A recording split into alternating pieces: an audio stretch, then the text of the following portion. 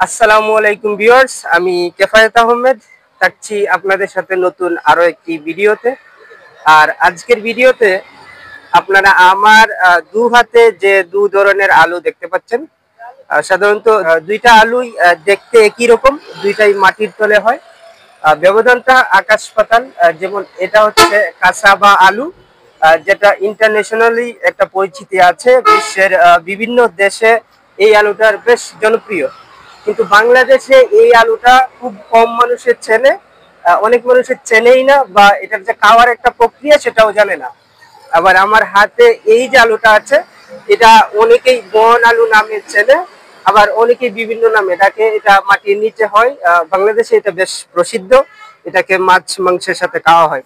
আচ্ছা ভাই, মানুষে এটা এখন পর্যন্ত কেমন চিনতে পেরেছে বা কেমন বিক্রি করতে পেরেছেন আপনি? বিক্রি করতে এসেছি মানে অল্প অল্প। হ্যাঁ, এটা হচ্ছে প্রচুর বিক্রি। এটা প্রচুর বিক্রি। হ্যাঁ, ভিউয়ার্স, উনি বলছিলেন এটারই সবচেয়ে বেশি ডিমান্ড, উনি এটাই সবচেয়ে বেশি বিক্রি করছেন। এটা কত টাকা কেজি বিক্রি এটা করছেন? হচ্ছে 120 টাকা কেজি, আর ওটা বলছি আমি 100 টাকা কেজি। এটা 120 টাকা কেজি, আর কাঁচাবাটা 100 টাকা কেজি।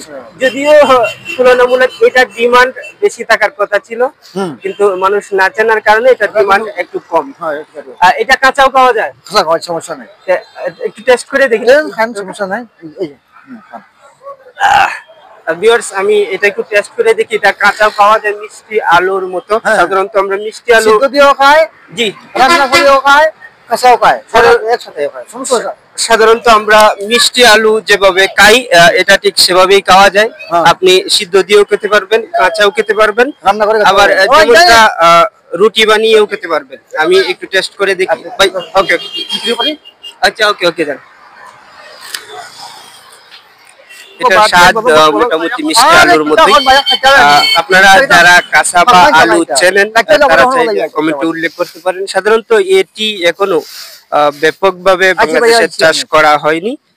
কিছুটা শুরু হয়েছে বাংলাদেশের বিভিন্ন অঞ্চলের কৃষকরা কিছুটা চাষ করার চেষ্টা করতেছে, কিছুটা ব্যাপকতা আনার চেষ্টা করতেছে। একটা সময় পরে মানুষ মোটামুটি এটা সম্পর্কে ভালো একটা ধারণা রাখবে আশা করি। আপনাদের অঞ্চলে যদি এটা ব্যাপকভাবে চাষ করা হয়ে থাকে তাহলে কমেন্টে উল্লেখ করতে পারেন। দেখতে পাচ্ছেন সাধারণত যারা পথযাত্রী আছেন, গাড়ি দিয়ে যাচ্ছেন, তারা বিভিন্ন পণ্যের দাম জিগিয়ে যাচ্ছেন। ভাই, আপনি কি এই কাঁচাবা আলুটা নিজে চাষ করেন না দু একটা গাছ এমনিতেই আছে? এটা আমার বাড়িতে চাষ করি নাই, কিন্তু আমি গুলো কিনছি।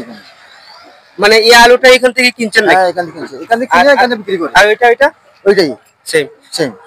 সবগুলি তো এই আমরা সিলেটের এই অঞ্চলেরই পণ্য, সব এই গ্রামের মাল, এই গ্রামের মাল। গ্রামের মাল, এটা লোকাল মাল। আচ্ছা, এটা বাইরে থেকে কোনো মাল আসে না এখানে। জি, সিলেট সিগনাগুল বাজার সপ্তাহে কয়বার জমে?